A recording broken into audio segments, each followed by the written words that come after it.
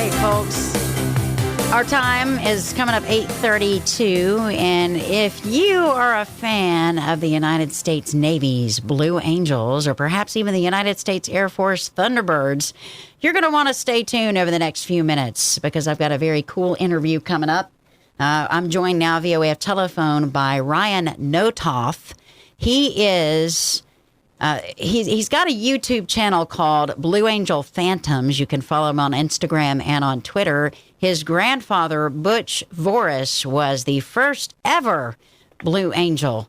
So, good morning, Ryan. Notoff, correct? You got it, and thanks for having me on. I am happy to have you on the air with me this morning, and for the benefit of folks who might be, joining us from other places, welcome in. Of course, you can listen to us locally at 96.9 FM, 1410 AM, and around the world at WLAQ, 1410.com. Ryan, before I start asking questions, well, actually, this is a question. Tell me a little bit about your YouTube channel and where all can folks find you? Yeah, great. So the YouTube channel, like you mentioned, is called Blue Angel Phantoms. And so if you just type Blue Angel Phantoms into YouTube, probably the easiest way to find it. And we also have a website, blueangelphantoms.com. So the web Blue Angel Phantoms itself is all about creating a living history of the Blue Angels in video format. I started it 3 years ago. So I set out to interview former pilots, crew chiefs, and maintenance officers that have served on the Blue Angels over the last 73 years. And to date, I've interviewed about 18 pilots and crew, primarily from the Blue Angels, but as you mentioned in your introduction, also some Thunderbirds as well. And so I've captured their stories through interview format, and I've produced short 10 to 15-minute long documentaries of each of them, including real-time footage from when they were on the team. And so, like I said, I've done about 18 year to date, and I don't plan on stopping anytime soon. It's really kind of a labor of love that I do on the side here. And that is awesome. And I actually watched some of your videos over the weekend.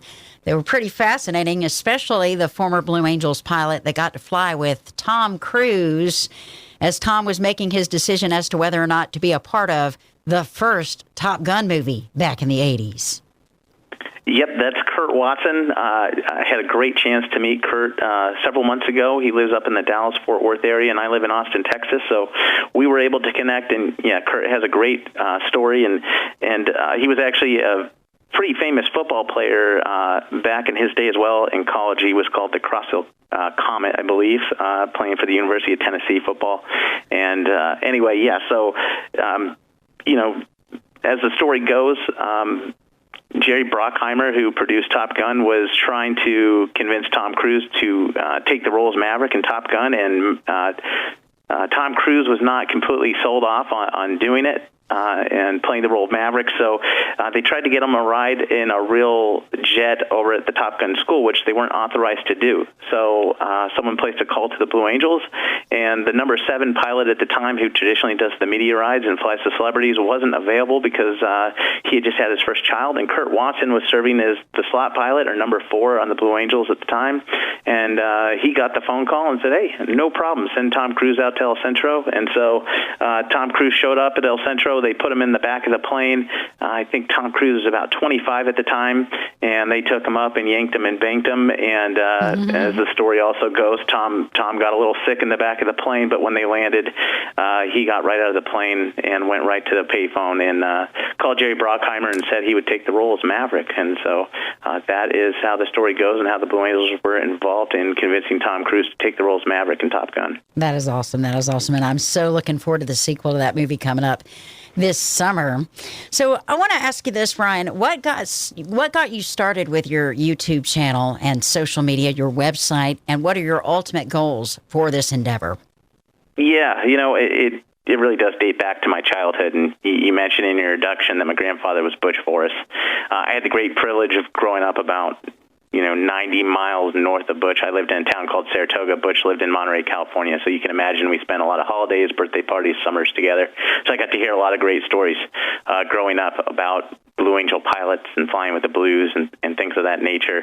The other factor and real influence into me wanting to start this channel was a documentary called Threshold, the Blue Angels Experience, which documented the Blue Angels in 1970 and 1971. And to this day, in my opinion, it is one of the best documentaries ever made about the Blue Angels. It has incredible aerial cinematography, but what really made that movie special was the narrative that came from the pilots in that documentary. And so I just grew up worshiping Blue Angel pilots, particularly the leader in that movie called Threshold was a gentleman named Harley Hall. And what's special about Harley is after his time on the Blue Angels, he went right back to the fleet, as many of these pilots do. And in the 70s, it was Vietnam. And so on the last day of Vietnam, January 27th, 1973, Harley paid the ultimate sacrifice for this country. He was a real patriot. He was the last naval aviator ever shot down. And so between Harley and my grandfather, I worship Blue Angel pilots. And so about 5 years ago, I kind of had the idea to actually shoot a documentary. My original intention wasn't to actually have a YouTube channel, but was to create a documentary about that era in history when the Blue Angels flew the F-4 Phantom during that Vietnam era, because it was some of the best probably aviation you probably ever see if you ever see the movie Threshold. These big F-4 Phantoms flying 18 inches apart, but also just the charisma these pilots exuded and the fact that they were going off to war after the fact. So that was the ultimate goal, and as things evolved, I ended up just publishing. I'd interviewed a gentleman named Richard Keene, who was a crew chief during that Phantom era, and I was having a hard time getting people to do interviews with me, so I thought, man, what if I create a short little documentary featuring Richard Keene, so I kind of show people what I'm trying to do and what I'm trying to accomplish. Well, after I published that interview with Richard Keene, the Blue Angels retweeted it and put it on their Facebook page, and I got a lot of attention up front, and so it was a lot easier to get interviews after that. And so that's kind of how the YouTube channel evolved, where I started just featuring individual pilot profiles, if you will, and then I've expanded well outside the scope of just that F-4 Phantom era into the A-4 Skyhawk era of the Blue Angels and the F-18 period at the Blue Angels. So to answer your question, I'll probably continue to produce those individual pilot profiles, but I'd say ultimately the 75th anniversary of the Blue Angels is coming up, so I'd really like to leverage the catalog of interviews that I've filmed to the date and that I will produce coming up to that 75th anniversary to create a long-form piece of content celebrating the 75 years of history with the Blue Angels. And then two, I'd really like to get back to the original concept that I originally set out for, which is to create a documentary about that F-4 Phantom era of the Blue Angels, because to me it's a very special one. And then finally, if I ever could, I'd love to create something about my grandfather. One of my biggest regrets was not sitting down and interviewing him on his history with the team when we still had him. So. Oh, man. And, talking about that upcoming 75th anniversary, that will be the same year that they begin flying the Super Hornets. Yes, I think there's a lot more to come on that, but I'm very excited to see that. And what's very cool is I believe Boss Bernanke, who was the leader of the Blue Angels maybe 2 years ago, is leading that effort, and he's done several great interviews, so it sounds like it'll be an exciting transition. It sounds like the Super Hornet's a bigger airplane than the existing Hornet they have now, and I think from a maintenance perspective, it'll probably be easier as far as an availability of parts, so that'll be a really exciting anniversary, and I hope to be in Pensacola when that happens.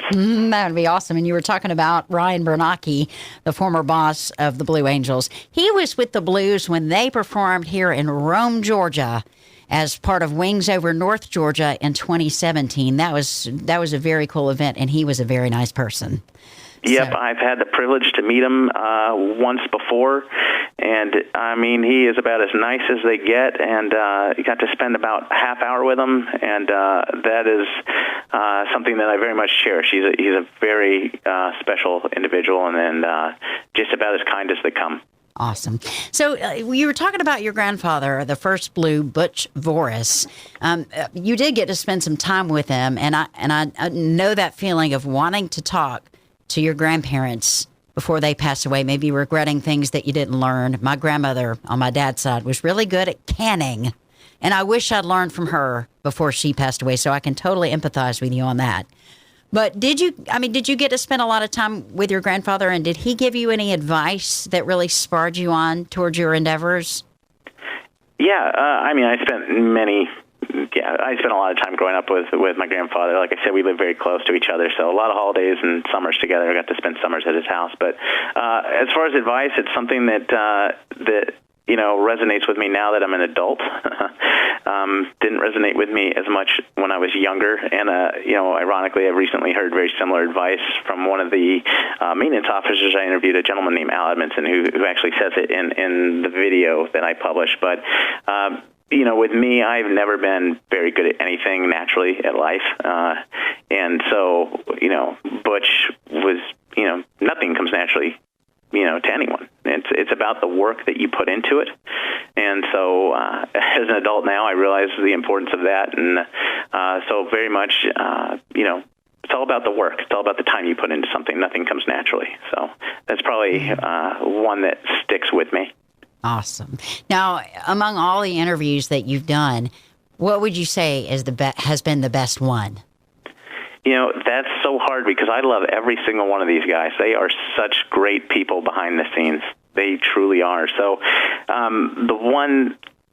but there's one that's very personal to me, and that would be the interview I did with Steve Foley, who was the boss of the Blue Angels back in 2005, 2006.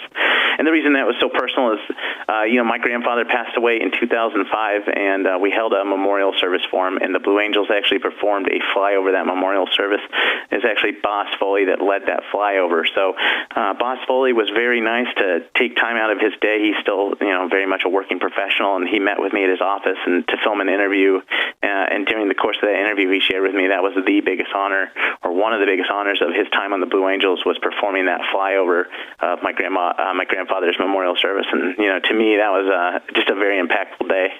And so I remember that greatly, and I appreciate the time Boss Foley took. Awesome, awesome. Hey, for the benefit of folks just tuning in, we're chatting with a gentleman named Ryan Nothoff. He is the founder of BlueAngelPhantoms.com. You can check him out on YouTube and via social media. And he's done a lot of great interviews with former members of the U.S. Navy's Blue Angels, as well as the U.S. Air Force Thunderbirds. Got just a few minutes remaining, Ryan, but I would like to ask next, what are some of the differences that you've noticed between the current generation of fighter pilots and previous generations? Yeah, so remember, my opinion is very layman here, but I'll give you my opinion. So they have a lot of similarities, right? They are some of the most intelligent people you'll ever meet. It is a high-performance culture, whether it was, with the people I interview or the current generation. There's just no doubt about it, and they are at the top of their game. Now, with the people that I interview, which is, previous generations, a lot of my focus is on, that early 1970 era of pilot and maintenance officer. And we can't ignore the fact that they had to, they were in combat in Vietnam. And Vietnam, the mission in the air was a very significant part of that conflict. And at the end of the day, that's a pretty significant difference, I would think, to today's fighter pilots. There's probably a lot of technology. I don't think there's dogfighting today. So I would say it's just the differences in the conflicts that they're currently participating in, but they are the best of the best, regardless of what generation they come from. And so probably the biggest difference, I would say, is a lot of the people I interview have significant air-to-air combat experience in Vietnam with dogfighting. And unfortunately, look at the Vietnam Memorial, there's 60,000 names on that, and so a lot of the people I interview lost a lot of colleagues during their day in the air, and so that's always a difficult subject that we touch on when I do interview them. And so I don't know if it's similar numbers, if you would say, with the current pilots of today, but top notch across the board for pilots of yesterday and pilots of today. Awesome. Well, and we thank all of those folks with whom you've chatted and even beyond for their service. Ryan, anything else you'd like folks to know about BlueAngelPhantoms.com, your YouTube channel, your social media, any upcoming interviews that you'd like to promote?